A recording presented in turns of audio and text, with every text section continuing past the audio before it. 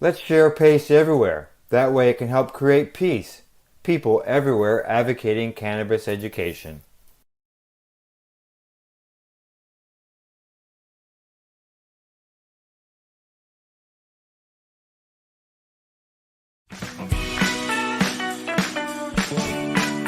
Hi, I'm Timmy. And I'm Mary Jane.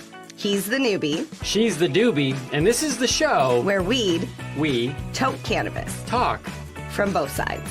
Is that even possible?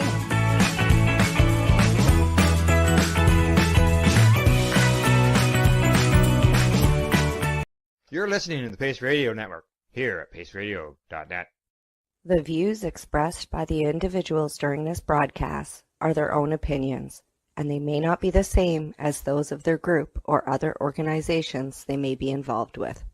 All medical advice during our broadcast is not a medical opinion and should be checked with your medical physician. Look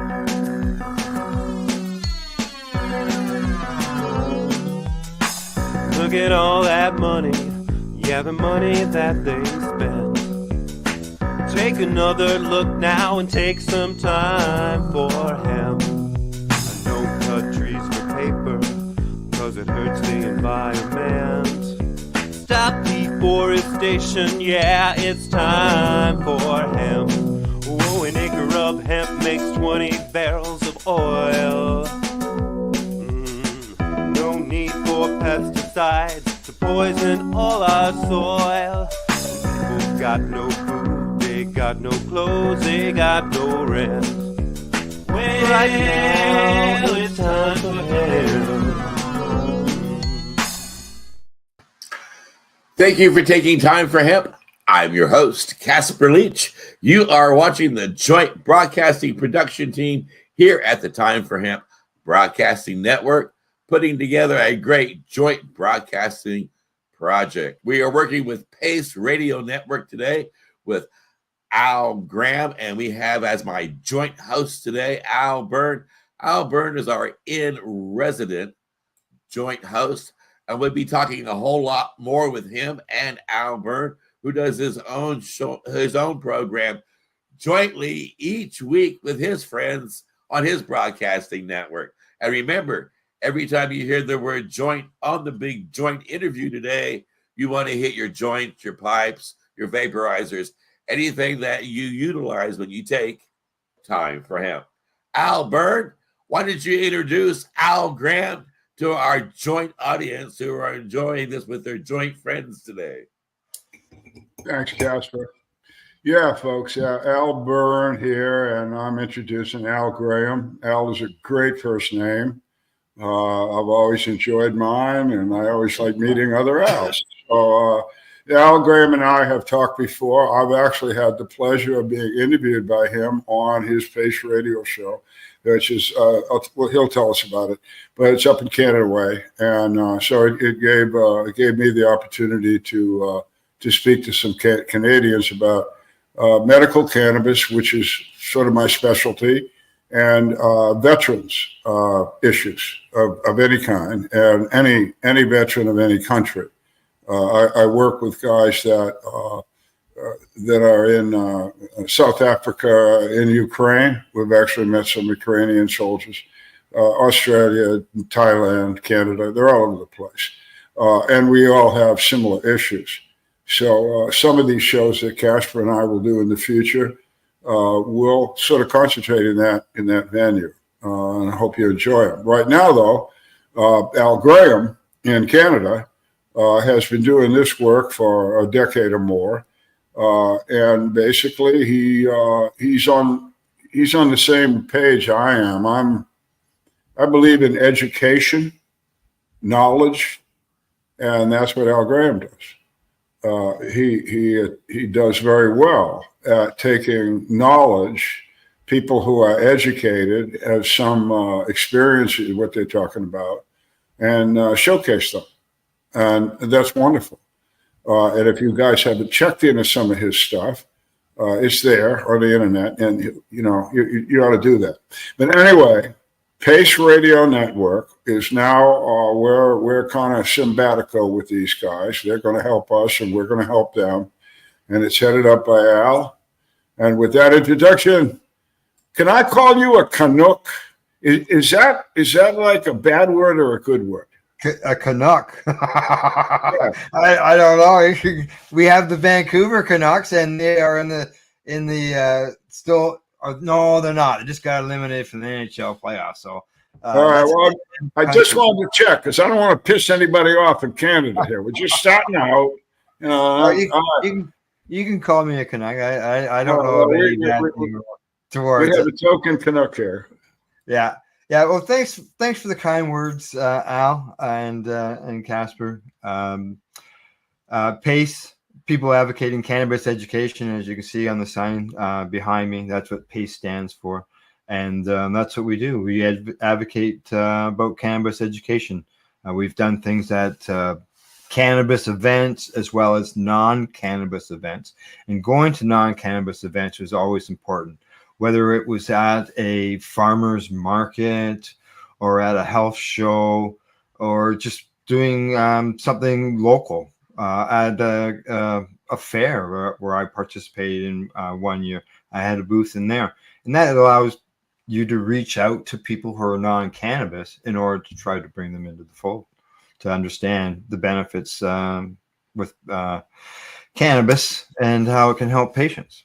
So because of my past with in my writing experience, when that ended or getting close to ended, I was invited by a fellow by the name of Casper Leach at Time for Hemp to join him as a joint broadcast on his network.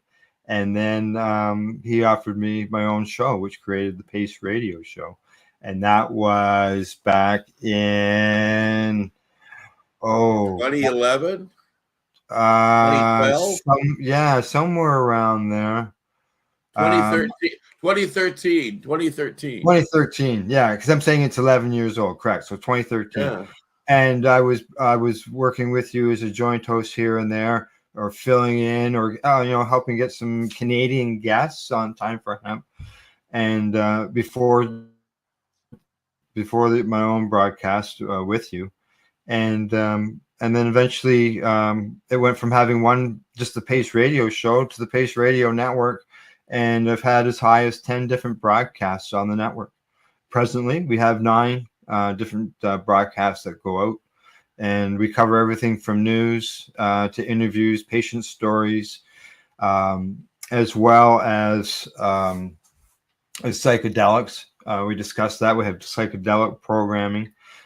We have other content providers who are providing content with us, such as the Veterans Action Council, Humboldt Grace Project, and now Time for Hemp. And we are all people advocating cannabis education. We certainly are. And I remember hanging out together at the Treating Yourself Expos. We had a couple of those where we let the whole country of Canada know how important it was to end cannabis prohibition. And those were courtesy of Marco Renda, who did a great magazine called Treating Yourself Magazine. And I tell you, we had a lot of fun doing those. I remember that boat trip that Marco sponsored and around Toronto, and the whole expos that he did together were always world class. I'll tell you that. Yeah. They were really sad. It was really sad when they were no more because of their importance, and so many people were getting educated by going to the expo. With at that time, I think it was somewhere around about 110, 115 vendors, and there was advocacy rows as well as businesses, educational places. People could get all kinds of information.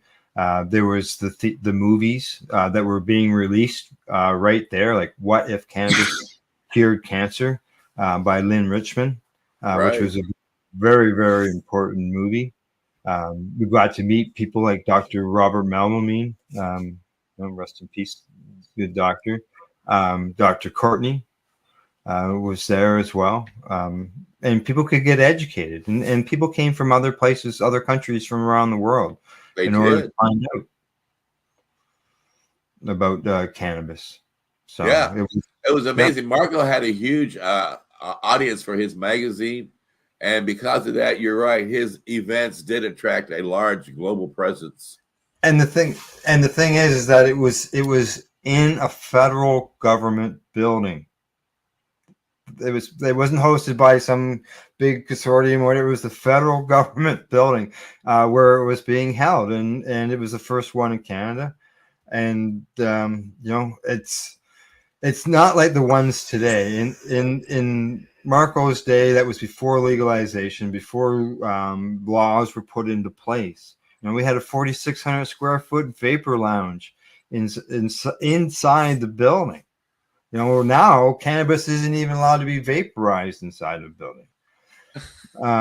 Seed companies from Europe, from South and you and I were talking the other day about how we were recalling when Jody Emery and Mama Kind were on an airplane together and vaped in spite of what the authorities thought. Yeah. Oh, yes. Yeah. But, back in those days, before legalization, those laws weren't in place. And, like Toronto had 9 or 10 vapor lounges. But as soon as the cannabis became legal and they put the cannabis here in Ontario in the Smoke-Free Ontario Act, people couldn't smoke or vaporize inside the vapor lounge anymore. So they all closed. It was against the law. So we lost the lounges because of that. Wow, sounds like Castro's kid is following in his dad's footsteps. I mean, it sounds like Justin Trudeau. That was actually a provincial thing that had nothing to do with the federal government. Smoke-Free Ontario Act. It's so as far as the network, as I mentioned, it's been running for 5 or 6 years now. We broadcast obviously on Facebook, YouTube, we're on LinkedIn. Where else are we going? We can reach 35 destinations in total if we want to. Nice. But it just depends. I don't run to all those at time because it's just gets spread out to so many places that sometimes when you want to sort of keep an eye on some things, sometimes it's good to keep it to a smaller group of destinations. But it works out well. We've done very good. We've talked to a lot of patients to learn about their situations, as well as learning. When you learn about their situations as far as their condition that they're treating with their cannabis, not only does it, or they themselves are educating the viewers and us as advocates, we're learning as well. Even though you don't have that particular condition, it's good to know what the benefits are with cannabis on it, so that in case you yourself come across somebody, maybe a family member that is ill, and then you can say, hey, I saw this show about this guy that used cannabis in order to help him with his Crohn's disease, and he's gone basically 20 years without having any opiate prescriptions. Which is what I've done, other than being hospitalized. And these days, as you know, between Canada and the U.S. here in North America, it's a big opioid situation, and cannabis can be a benefit to it. I do. Right? Yeah. I do. And it's because of the medical aspects of this plant. I was blessed to be able to meet Al Byrne. I met Al Byrne through Patients at a Time. There was a handful of people who'd been part of that organization who were also guests on my little broadcast, Time for Hemp. At that time, Time for Hemp was reaching people all around the world. I had a huge audience on American Freedom Radio, and we were like pioneering the broadcasting aspect of internet, and one of the very few broadcasts ever on cannabis. And because of that, we were lucky to draw a lot of great guests as well. And many of them were also part of Patients at a Time. And I kept bumping into Al Byrne here and Al Byrne there. And then when we started doing more interviews, it just seemed like a great idea to do a program called Patients at a Time on the Time for Hemp Global Broadcasting Network. That's a shameless plug. And he and Mary Lynn Mathery, I think that was her name, Mary Lynn Mathery, brought together a lot of great interviews through their connections all around the world as well. They reached a global audience with their message because, as we all know, there is a global need for this medicinal plant. Right, Al? Bern? Yeah, I'm answering it. Yeah, thanks. And what we need to mention about all that interview stuff that Casper's just talking about is it's archived. It's available on Time for Hemp, and Casper is working on an editing process to make it more available, more understandable, and more current. But as he said, the interviews that I did with Mary Lynn Mathery on this show, I did most of them. She did about half with me, were with medical professionals. There might be PhDs doing research, or medical doctor doing clinician work, or registered nurses doing this or that. But they were all people from around the world who had really, really close experience with using cannabis medically. Not necessarily themselves, although some were, but they had this encounter with a patient or patients that they saw remarkably improve in one or several ways all at once, really, rather quickly, with the use of the cannabis plant as a food source or as a medicine. So anyway, those conversations are archived. There are going to be more of them archived. And I know those of you who are watching, it's just three old, what Casper says, we're geezers. Maybe we are. I don't know. What's a friggin' geezer? But three old geezers sitting around talking about this stuff. But let me tell you what, we know what the hell we're talking about. And you ought to pay attention, you younger generation. I know you can't pay attention for 3 or 4 minutes or something, and you got to go see somebody die or something. But this is real stuff. And if you're a student out there, or if you've got somebody in your life, a family member, a good friend, a classmate, a teammate that's having some sort of trouble, and cannabis can help them, you ought to know about it, and we can help you teach them, and we can teach you. So this show is just the beginning show. This is a benchmark. We're trying to explain to anybody that might be interested in medical cannabis that here we are. We know what the hell we're talking about. The people we bring on this show, you might never heard of them. That doesn't matter. We know who they are, and we won't be on this show unless they're truly experts. You won't be hearing us interviewing some kind of cop or a lawyer. Not that we're afraid of cops and lawyers, but they're not medical cannabis people. They're cops and lawyers. But I go on this, but think about wherever you live in Canada or the United States, the rules being made about medical use of cannabis, a plant, are being made by cops and lawyers. Oh, yeah. And So, a lot of them owned it. And out there as an audience, how many other medical decisions in your life have you ever been made by a cop or a lawyer? So this is kind of what this show is about. We're gonna take this conversation. Sometimes we're going to be critical. Hey, we're going to be critical because criticism is necessary. And if the criticism that we put out is accurate and scientifically based, which it will be, you'll be listening to something that is real, something that is internationally proven, to get to the point that Casper mentioned, and science, not opinion. Now, the rest of the world, let's just talk about the rest of the world. Al Graham's up here from Canada, and they're trying to have a decent medical cannabis program, but they're failing, just like the United States. But Europe has 27 countries where therapeutic cannabis is in their pharmacopoeia. here, meaning they're doctors, nurses, veterinarians, whatever. They can just use cannabis as a medicine because it's in their pharmacopoeia. 27 countries. Yeah. You know, And it used to be in the U.S. Well, yeah, throwback places, you'd never want to go to, like, I don't know, Spain, France, United Kingdom, the Netherlands. Who wants to go there? Because they're all barbarians, right? So Right. that the concept here is when you want to hear about medical cannabis, you're going to come to this show. Now, I assume, being that you are a veteran, that you'll be speaking with some of the veterans on the broadcast? Absolutely.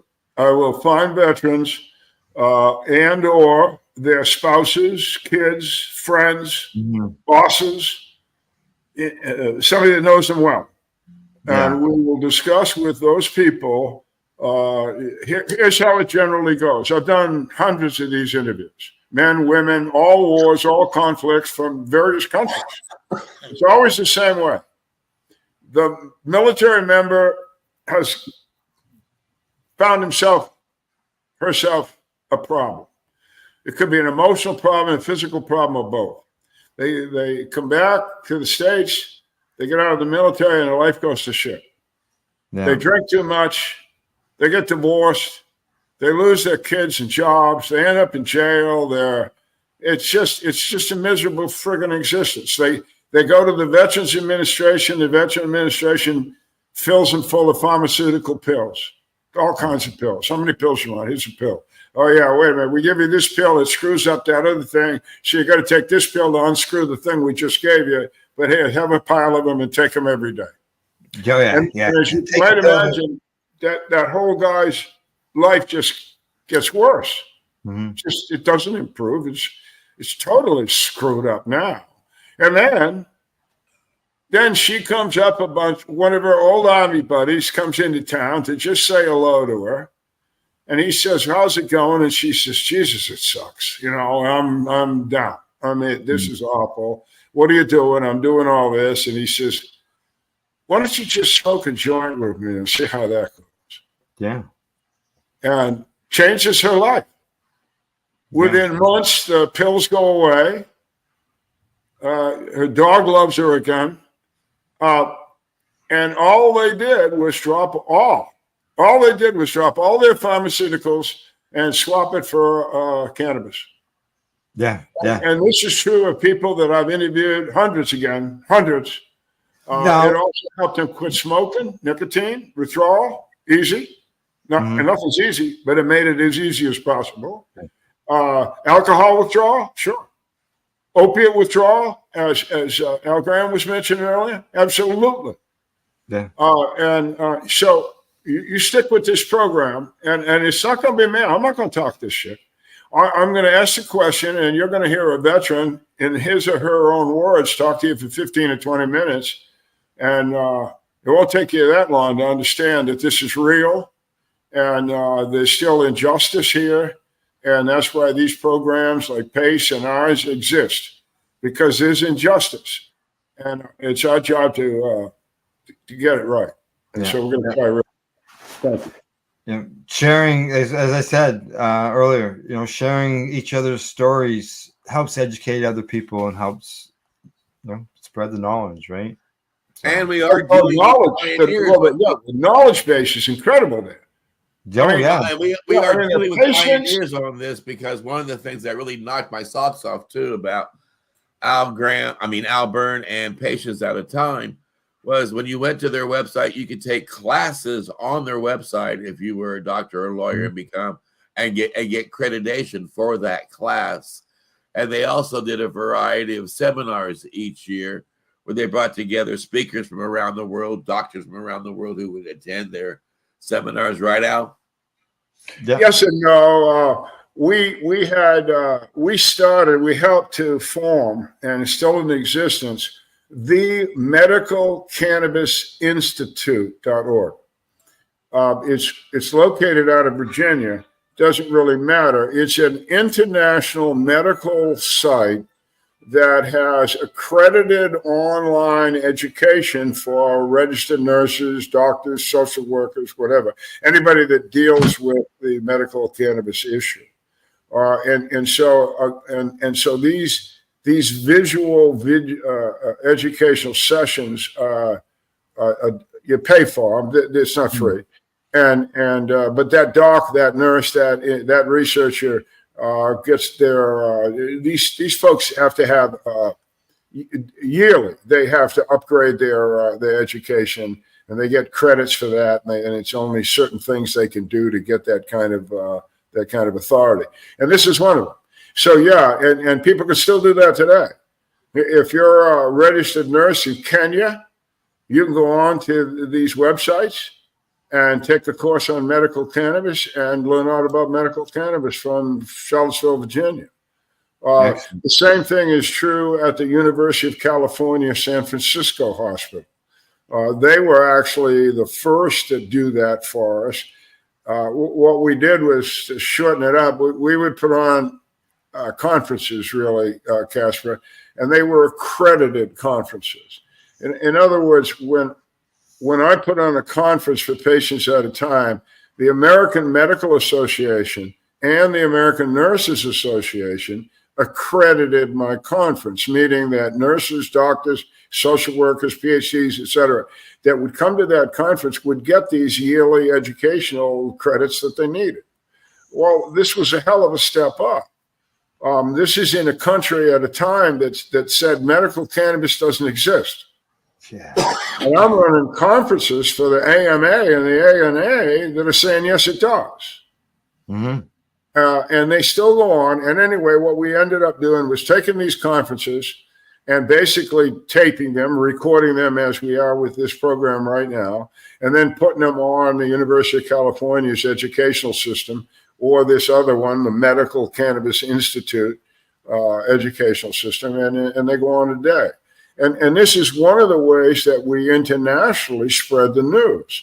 Because again, when we put these up, a doctor in Australia, a nurse in Switzerland, doesn't matter. They could get on the internet and read about medical cannabis, learn about it, get it. So it's a hell of a breakthrough. Yeah, it's a hell of a breakthrough in the educational vacuum that existed, which doesn't exist now. What three of us are doing, to my audience here, is that there's not a vacuum there, but there's still a hell of a lot of misinformation, and there's still a lot of questions that need to be asked about the United States federal government policies and programs as they exist today, noting that the world understands this plant has incredibly good medicinal values.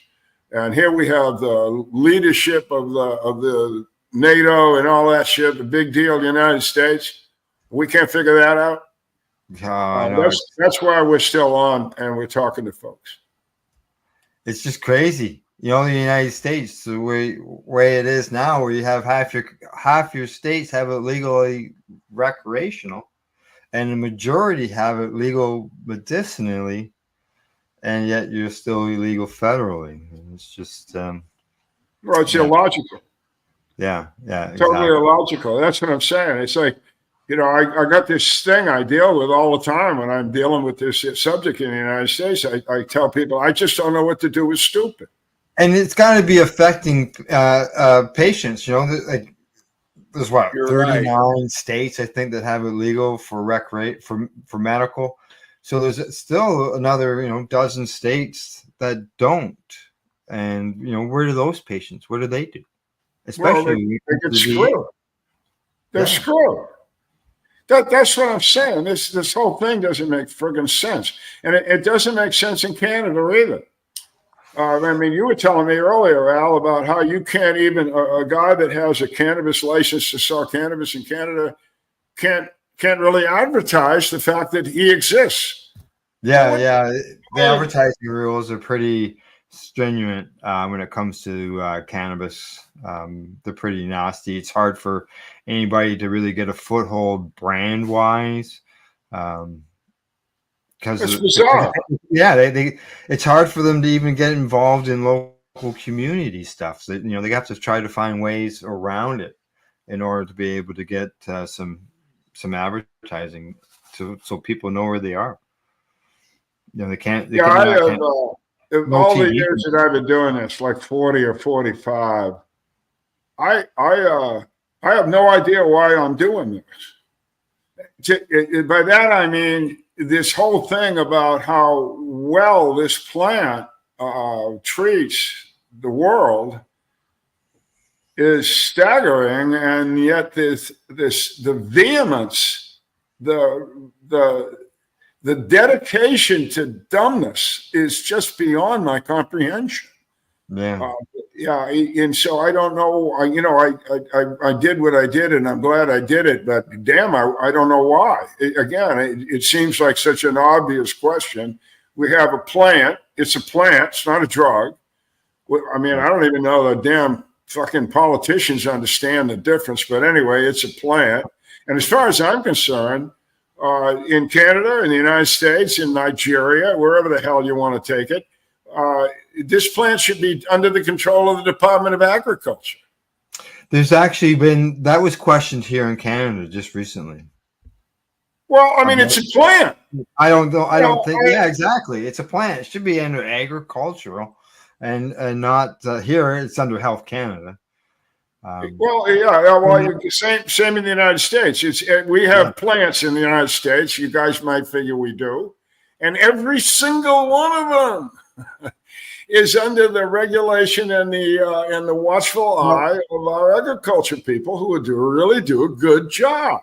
Like here in Canada, for the medical end, for the medical end, it could be under Health Canada, but for all its productions and stuff like that, because our production is basically recreational. There are some medical licensed companies, but majority of it is all recreational. So why is it not under agriculture, like you say? Because I know we do have the 2018 Farm Bill that made hemp legal to grow for the farmers here in America, coast to coast, and I think some of the states are taking advantage of that. But again, there are so much regulation, and in the states where medical marijuana or recreational marijuana is outlawed, it is hard for people who are farm owners and want to introduce hemp as a cash crop into their community to do so, because of the variety of regulations imposed upon their own particular state. Yeah, as well. And the federal government, because in the United States, we have 48 contiguous states. So just stay with the big, there's this thing in America that's regulated by the federal government that's called interstate commerce.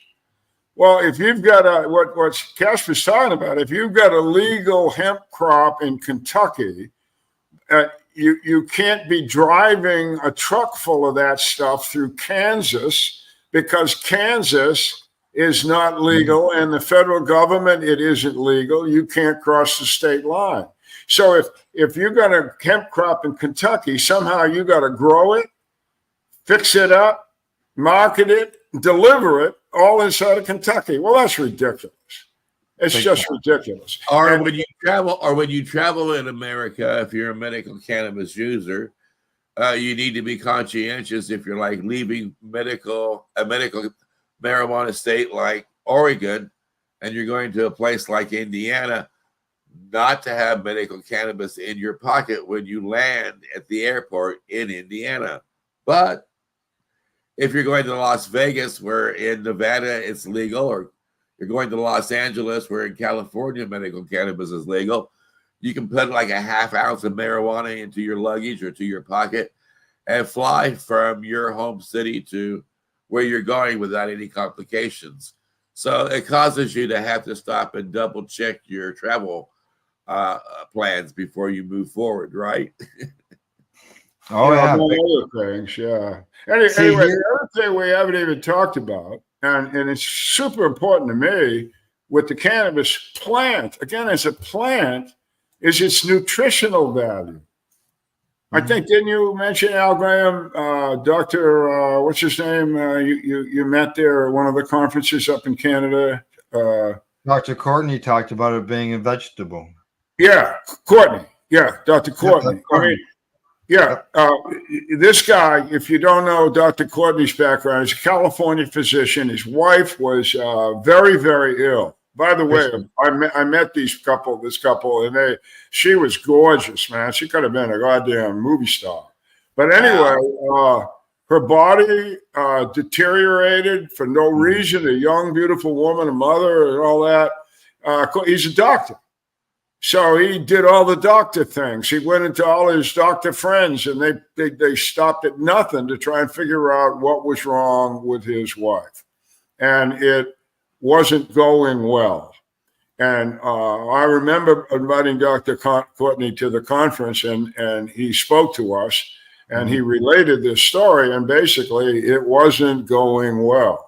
But he knew about the potential of cannabis as a cancer killer and all of the above, but he didn't want his wife to have any kind of emotional discomfort with using a lot of cannabis, because he had decided he was going to basically really load her up with cannabinoids. So this may not be known to you all or apparent to you all, but the ability for cannabis to give you your high or your medical level of dose, that cannabis has to be burning. It has to be on fire. It has to be at 384 degrees or some shit like that.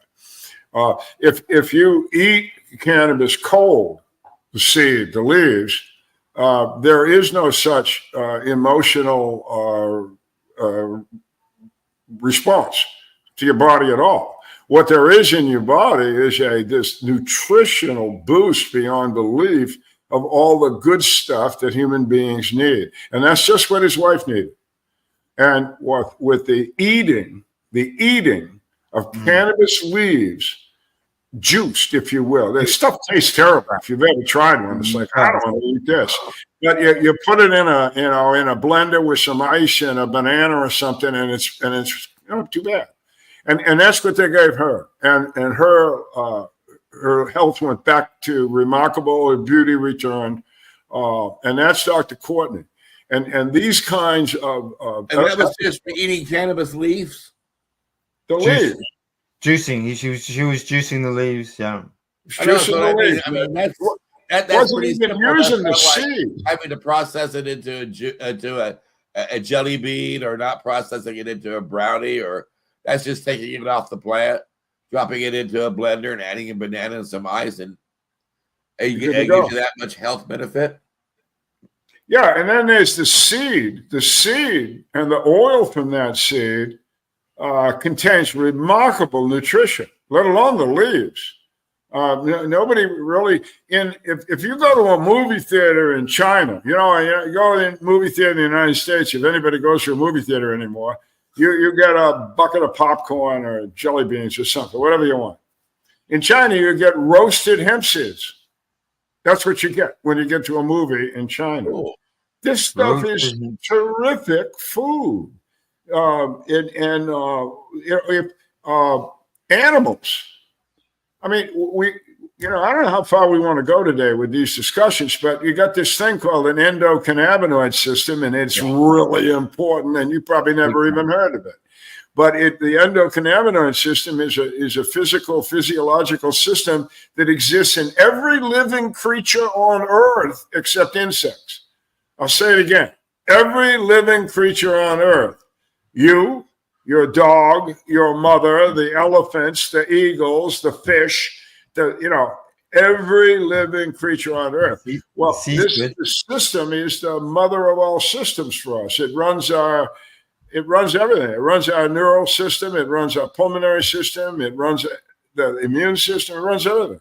And the best food to feed that system in a living creature is hemp seed oil. Oh, yes. Yeah. Very important. Very important. No doubt about that.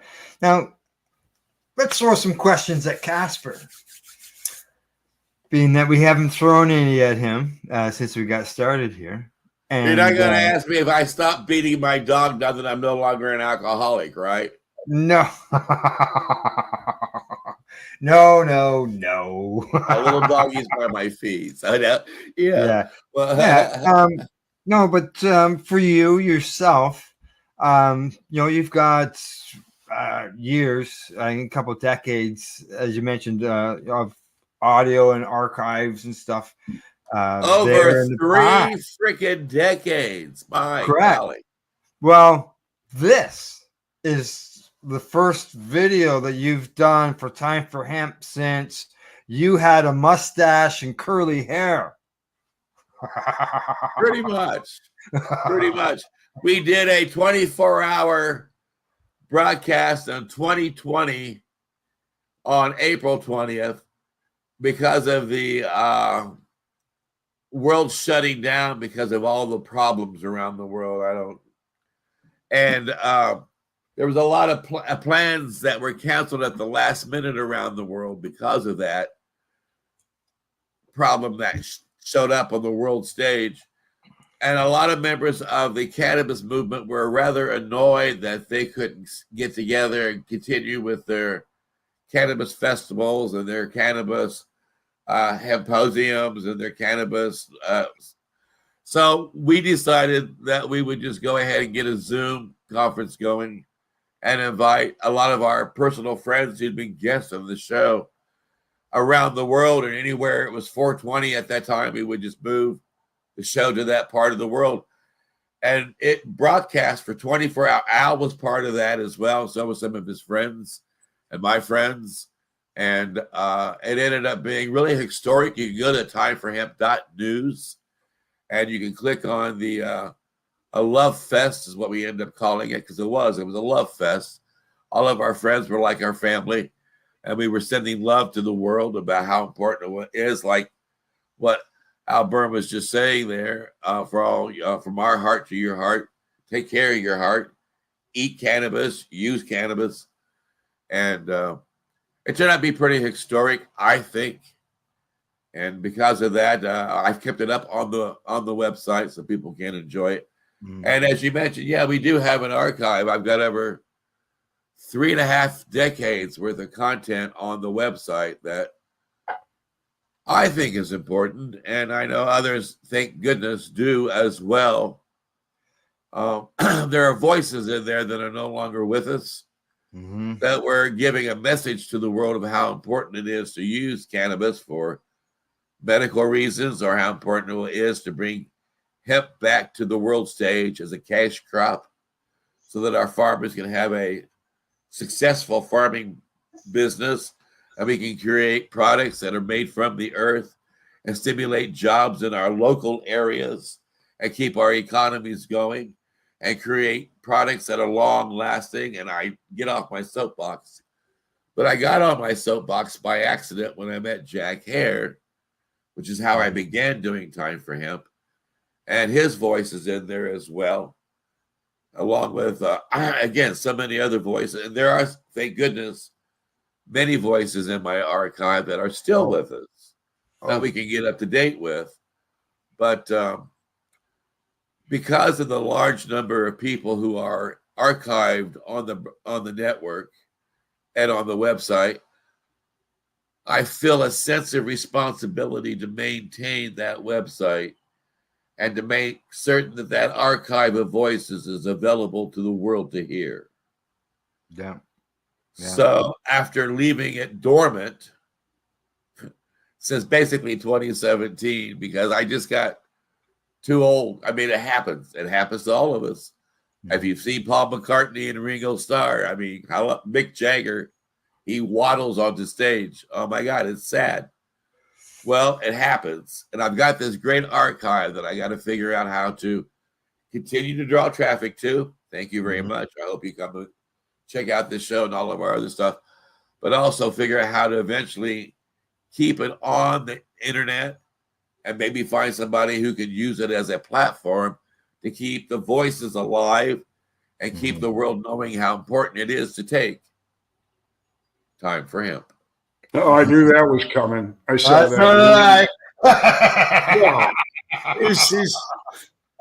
Well, let me just echo him a little bit here. The voices again. It's some of those people are gone. Some of them haven't. But the ones that are gone, but they left their wisdom behind in interviews. And Bob Melamid, you mentioned, he's in one of those guys. Dr. Lester Grinspoon, endless. That information, even though it might be 5 years old or 10 years old, is still valid. Oh, yeah. It needs to be reheard by new generations, new people that can take it and do what others have done ahead of them, but I'm a partner in this thing with Casper, so I'm biased, all right? And a lot of the archives he's talking about is my work. So I'm biased. I'm proud of what I did. Sure. But this stuff should be in a museum. This information that is on these videos needs to be archived way beyond our capabilities. So is anybody out there that wants to have a conversation about how to do that and help us do it, we'd appreciate it. And the other thing I think is important about the archives is, as you mentioned, let's say Dr. Bob Melamid or Dr. Lester Grinspoon, oftentimes you'll see an article where they're being quoted. They'll say Dr. Melamid said this and Dr. Lester Grinspoon said that. When you come to our archive, you can hear from the horse's mouth exactly what they said. You can hear from Keith Stroup, the founder of National Normal, why it was he started that organization. You can hear from Jack Hare why it was he began writing that book. You can hear from Mark Emery long before they put him in jail why it was he was fighting American policies and how American policies were interfering with Canadian policies. You can hear from the horse's mouth, so there's no misunderstanding, no misconstruement, no misinformation being put forward. We certainly are, I can honestly say, putting out the truth. Yeah. When I was doing the documentary movies at cafes, which I did for 5 years, that's what, I mentioned the movie What If Cannabis Cured Cancer? And that's what it was. It was an opportunity for those who were watching the video to hear from the horse's mouth, to hear from Dr. Lester Grinspoon or some of the other doctors that are out there. And they're the researchers. They're the ones who studied it all. No chance of the misinformation. Well, I just think history is important. Those that don't know, I'm going to plug myself, but I wrote a book. It's called For Country and Cannabis. You can buy it online anywhere, Amazon, Apple, Barnes & Noble, wherever it is. And there's an ebook too. But I wrote the book for the same reason that Casper and I and Al are involved in this sort of educational conversation, is that not only is the information that was provided important, so are these people. You go into Colorado and you go into a dispensary and you're a recreational user and you get a good quality product and you're happy with all of that happening. Well, somebody did that for you. It just didn't happen. And so the people that are on this Time for Hemp interview process and the people in my book For Country and Cannabis, they're the people that did it. And if you're involved in that business, if you're involved in the medical issue, if you're a doctor, a nurse, or a researcher, you need to know this stuff. You don't know what we know. I don't care how educated you are about medical cannabis. You don't know what I know. You don't. And when you put what these interviews are on a continuous basis, hundreds of hours here. We're not talking snippets. We're not talking. Here's a little quote from Dr. Melamid. We're talking about Doc Melamid talking to Bob Melamid talking for 45 minutes. And boy, was that a smart guy. Gone. Another voice gone. But nevertheless, what he left behind is invaluable. So please look at what we're doing here. That my book, this show, what Al's doing in Canada, this is important stuff. And just I'm trying to make it, as Al Burns said, I'm trying to make it digestible and easy to access. So I'm doing what they call remastering, which is that's from our day. Well, I'm taking out all the content where they talk about going to the next Hemp Fest, or they're talking about any kind of local politics, and I'm just leaving the meat of each interview in. So I'm trying to make certain that their content is presented properly, but in such a way that it does hold interest.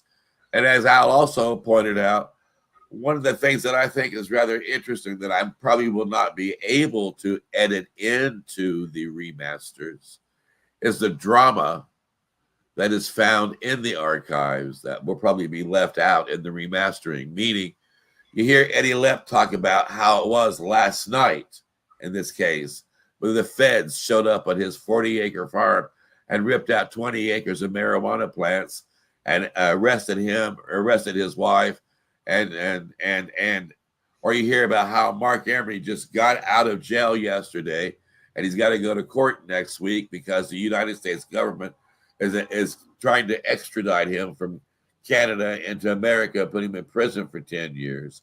So you hear as it is happening at the time. And that makes, from my point of view, as a historian anyway, the content to be more interesting. You also hear people like Michelle Rainey talk about how she was first diagnosed with cancer. And then you also hear another interview or two, her talking about overcoming it and then not. And then you hear a couple more interviews, how she's letting everybody know it's time to say goodbye because she won't be here to tell the world how important medical cannabis is, but to please keep her message going. So you hear the history and the growth of each guest sometimes, and how our movement progressed from the 1980s to the point where it is today. If you have that kind of time to go through all of the archives and their details. But if you don't, I'm going to try to go through and put together the best of our interviews and remaster them so you get the best of everything when you come and take Time for Hemp.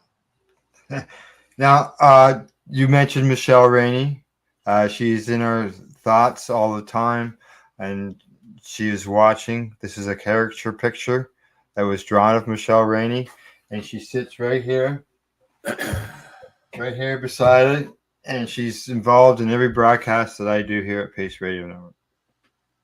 Pictures in the background. Well, that's why I named Patients at a Time, Patients at a Time. Yeah. Patients at a time. I mean, it's right there. It's a little phrase, but virtually all the patients except one that I formed that company with, that nonprofit, are dead. They ran out of time.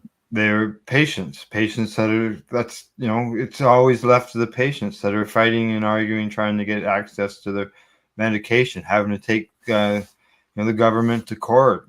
And, patients they're not, working, making piles of money to be able to take governments or anybody to court. And, unfortunately here in Canada, that's where a lot of the change was made, was because of patients pushing the envelope to get change. Well, Allison Burden told me a couple of times that she honestly believed that Time for Hemp had the most medical cannabis patients on the broadcast than any other broadcasts out there. Yeah. Yeah. Oh, yeah, absolutely. Yeah. And I agree completely with you, Al.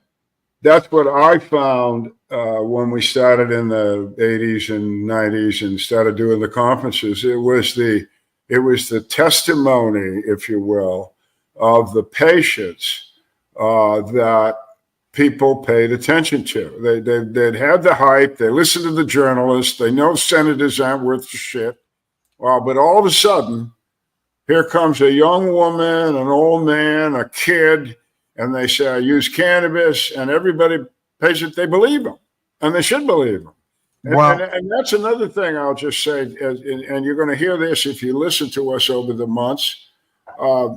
in the conversation in Canada and in the United States especially, you'll hear what we're talking about. We're talking about patients who are real people, had a real problem, used cannabis, and they got real relief. That's what we're talking about. All right, now, what the medical community calls that is a case study. They actually have a number for it. It's called an N of 1, N being the study, 1 being the patient. It's a study of one patient. Well, here in America, if you give that information to a high-priced, big-time journalist at CBS, or you want to talk to some representative or senator from your state, that becomes an anecdote. It's an anecdote. It's American language. You can call stuff by anything you want, but they call it an anecdote. I call it a case study, and more importantly, so does the medical community. So if the medical community is okay with it as a case study, and by the way, N of 1, and there's tens of thousands of those studies, it's hardly anecdotal. It's tens of thousands of studies of real people who have gotten real relief. That's why I kind of giggle, because when you call it a case study, it's like they've been doing case studies on cannabis since the beginning of time. It's the most studied plant on earth. It is. Yeah, I know. It's Hey, the and they keep saying, we most need studied more studies. We need more studies. Christ, it's like you said. It's Now, the most now let me studied jump plant in on for a bit. I've got to be honest, too. I honestly believe I was there at the birth of the medical cannabis movement, when I watched Jack Hare and Dennis Perrone argue with one another, when Jack Hare was working on the California hemp initiative, right? And Dennis showed up and said, "You're not going to win with that, Jack. Nobody cares about hemp products. They know about hemp products. What they have forgotten about is the medical aspect of it." And Jack said, "No, we need to make sure that people don't forget about the hemp products you can make." And Dennis said, "They're not going to listen to you about that." And Jack said, "Well, we need your support." And Dennis said, "I can't support that." And Jack said, "You have to. We're going to do this California hemp initiative." And Dennis said, "Well, I'm going to do Proposition P." And he went and did Proposition P because he told Jack the only way you would get this plant legalized is if you went medical and let go of the aspect of the hemp plant as a production source for paper, fiber, and fuel. And that really frosted Jack's buns. And because of that, there was a long, ongoing 32-year conversation between those two about medical cannabis and paper, fiber, fuel. Well, I got in the middle of both. I got in the middle of both of those guys in that time frame. I was running Normal, and Jack comes in. I think I've told this story, but probably not to your audience. But Jack shows up one day at a board meeting, and he's got the ugliest sport coat I have ever seen in my existence. He's wearing this thing. It's like what is that? Michael's coat of many colors in the Bible, and it was a sport coat, but it didn't fit. It was the sleeves with different lengths. I mean, it was ridiculous, but it was made of hemp. And what Jack wanted from the board at Normal was he wanted the copyright to the word hemp. And for whatever reason, Normal had it. And so he came to the board meeting and he was talking hemp. And I'm talking to people and I'm saying, who is this guy? Who is this guy? Where's he from? Anyway, Jack and I became great friends. But then almost at the same time period, Dennis shows up and he says, "Al, I want you to," he's a vet. Well, both these guys are vets now. Jack Army and Dennis Air Force. And I'm Navy. So we talked that level. And Dennis shows up and he says, "Al, I want to get on the board. Put me on the board." I put him on the board. What he wanted was he got it. He wanted Normal to have its conference in San Francisco to help get him moving with Prop P. And we did that. One of the few times Normal ever went out of D.C. for a conference. We went there for Dennis, and true to his word, he told me, he said, "You put me on the board, I'll get what I want, I'm going to resign." And that's just what he did. But anyway, yeah, and those guys, by the way, loved each other. greatly respected each other, but they were both leaders and they were both correct.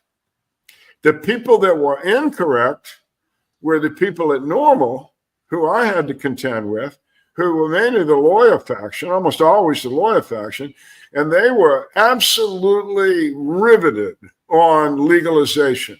This is it. We push legalization. That's what this organization does. I came in and I said, no, I like this guy, Jack.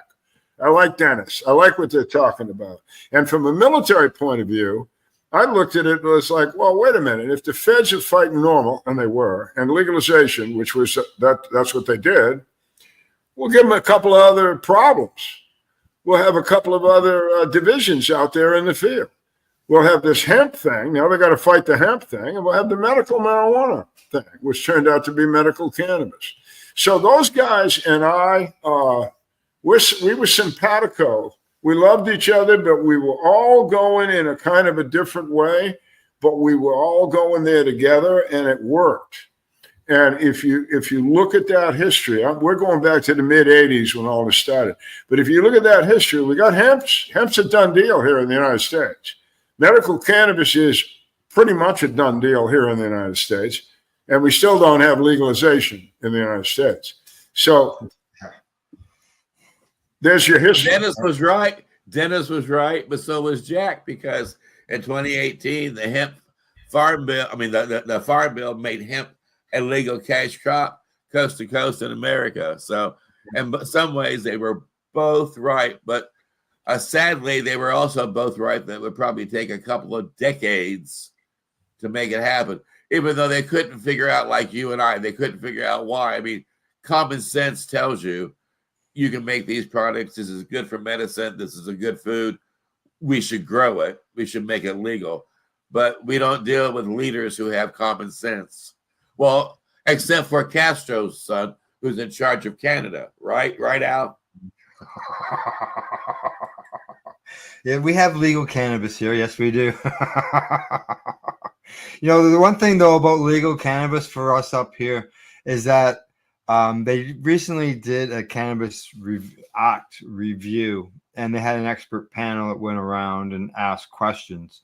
One of the questions at the time was question 5.2 that asked if people thought that a brick and mortar storefront could replace the medical program.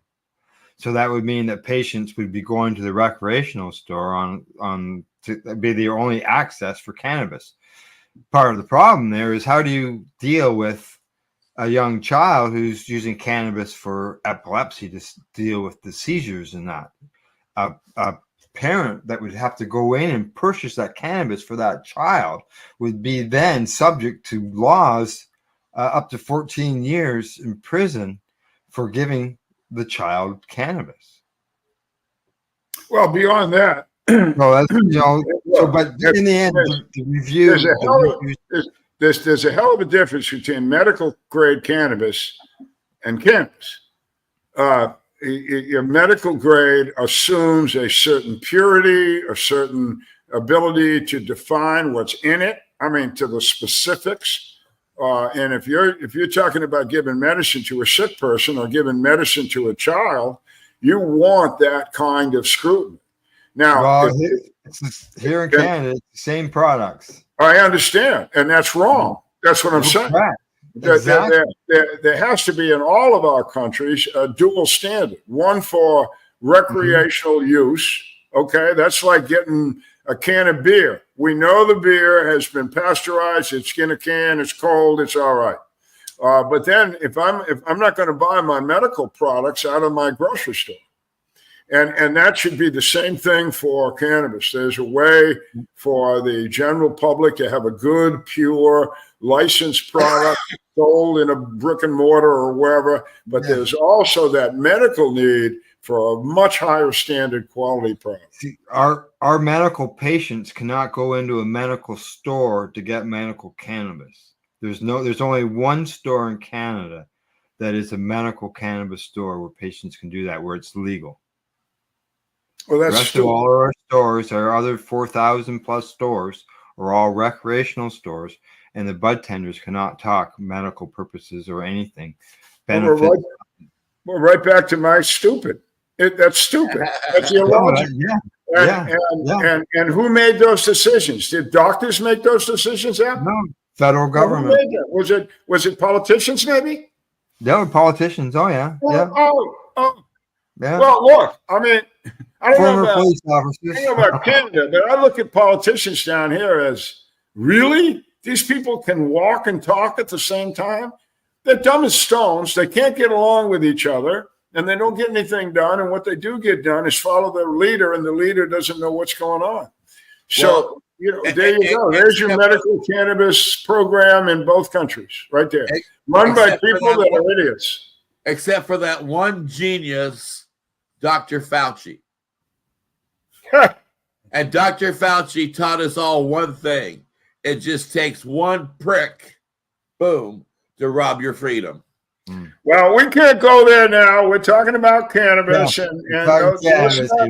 let's not go there. This is all right. That's this is why Casper think has a co-host. There is. And I say no, Casper, no. Now there is one aspect of our medical program that you do like, and that is the fact that our veterans have access to medical cannabis, and that the government will cover 3 grams. They used to cover 10 grams, but now they cover 3 grams, and the patients have to apply to go higher than that.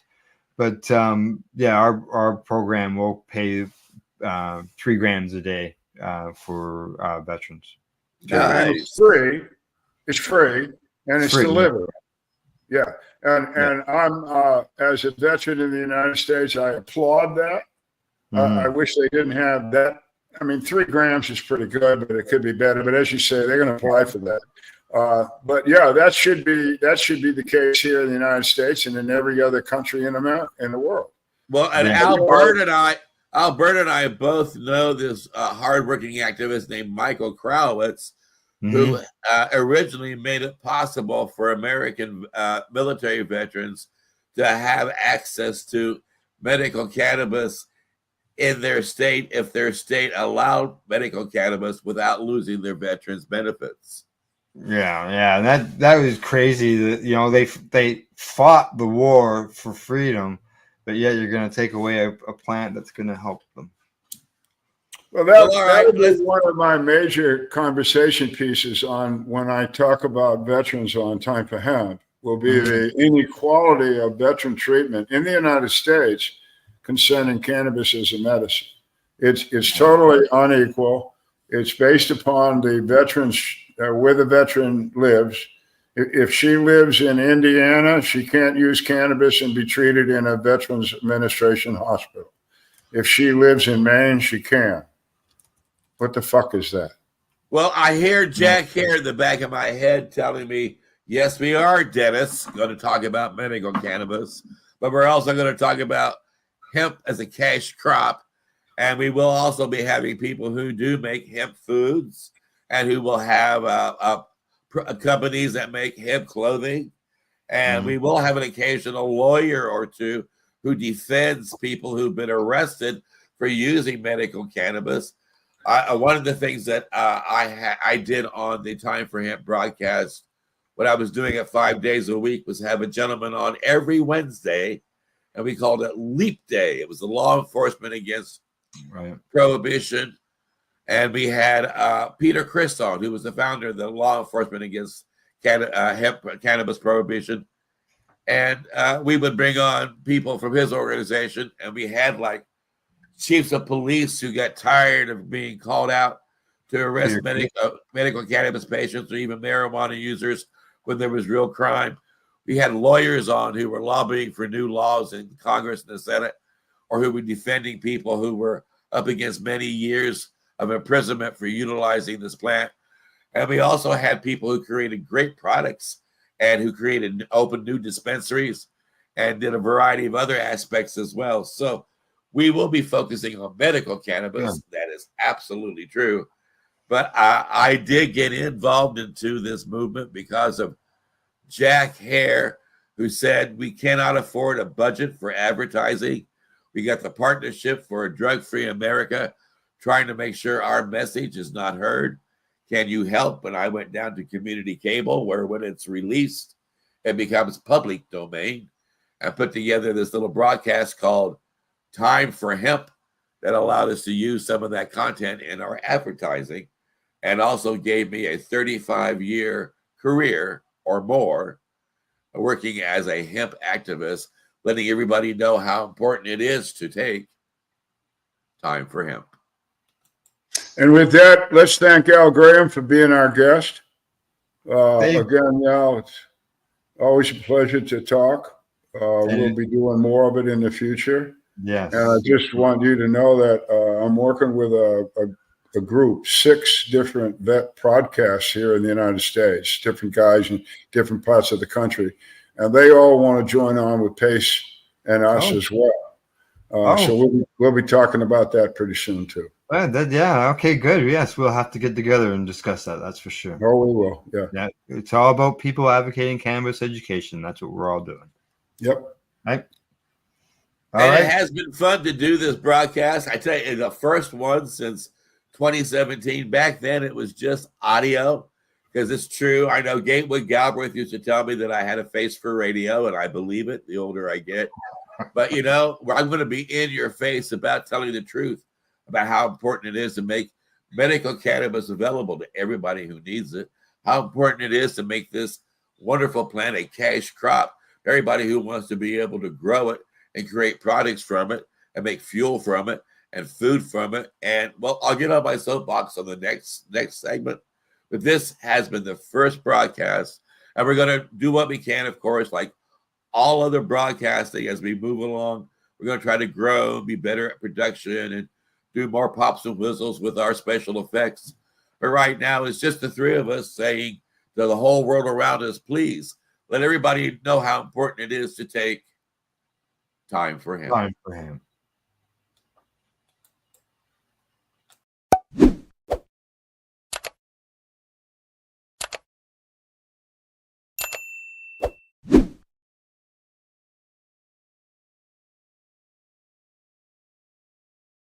You're listening to the Pace Radio Network here at paceradio.net.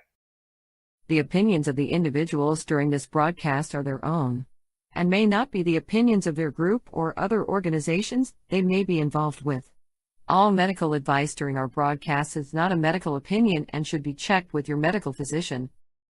When you have a pain that's reached its peak, Legacy for 20, it's so unique. If organic cannabis is what you seek, here's your trusted partners 7 days a week. Suppository salves, vapes and drops, topicals, edibles, infused pop. Just when life seems like it ain't easy, at Legacy 420, enjoy a pop freezy. Lab tested products, make them the GOAT.